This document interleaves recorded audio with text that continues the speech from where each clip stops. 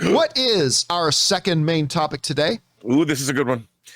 Derek says, hey, John, the Hollywood Reporter just announced that Mel Gibson, like we said yesterday, I couldn't believe this. This came over the transom, John, while we were on the show.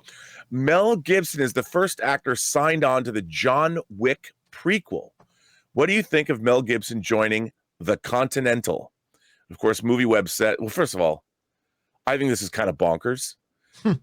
It's a series, and I don't think Mel Gibson has ever done an American TV series before.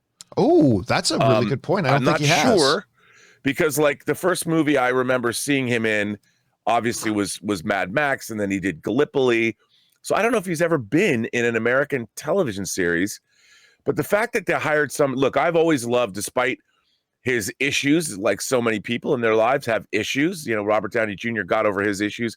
I have always been a huge Mel Gibson fan. I met him back in the day on the set of Lethal Weapon 3 a couple of times. Everyone loved him. He was, I've loved his movies. I've loved the movies he's directed. I've loved him as an actor all the way back into the late 70s when I first saw him. I'm a huge fan of Mel Gibson, but the fact that he's doing this, I mean, who doesn't love the John Wick universe? And I've they've been talking about making this Continental series forever. But Movie Web says Mel Gibson has joined the cast of the John Wick prequel series, The Continental, as a character named Cormac.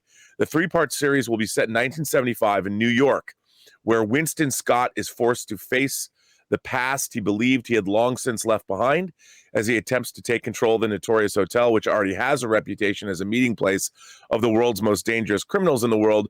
Winston must negotiate a course through the dark and deadly underworld in New York City, which makes it sound like the series will definitely be carrying over the tone of the John Wick movies. You know what, John? I didn't know that was what it was about. That sounds great to me. It's a period piece set in 1975 New York. Bring it on. A 3-episode miniseries or whatever. That's like a movie. Mel Gibson should direct it. That sounds awesome. What do you think? I remember not long ago when there was word that there was going to be another Suicide Squad movie, that before James Gunn, remember, they were negotiating with Mel Gibson to direct a Suicide Squad movie. I remember everybody saying, like, love or hate Mel Gibson, for whatever legitimate reasons you love or hate Mel Gibson.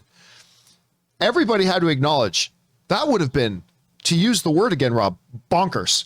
That a Mel Gibson directed Suicide Squad movie would have been bonkers. I really liked his appearance in when he played the actual villain for the Expendables.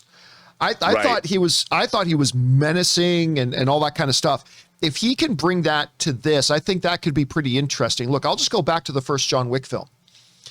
And because I remember watching the first John Wick film saying, I could watch an entire movie. I believe if you go back to my initial review, I even said this in the first John Wick, I could watch an entire movie about the hotel. You do just an entire movie about the background, the mythology of the Continental. I'm there. And the Continental, Rob, has been a predominant character. This location has been a character in this John Wick franchise so far.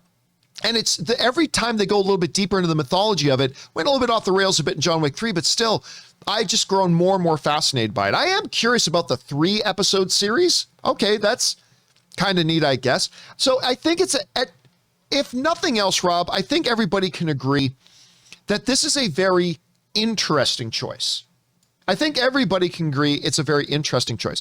Now, what I'm left wondering is who's going to be playing the young, I believe the character's name is Winston. I think who's going to be playing the younger version of him. That I am now going to be very, very curious about.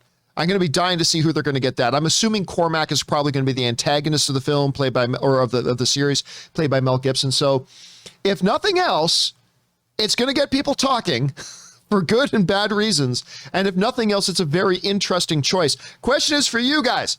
What do you think about this? Mel Gibson is joining the John Wick universe in the Continental prequel series.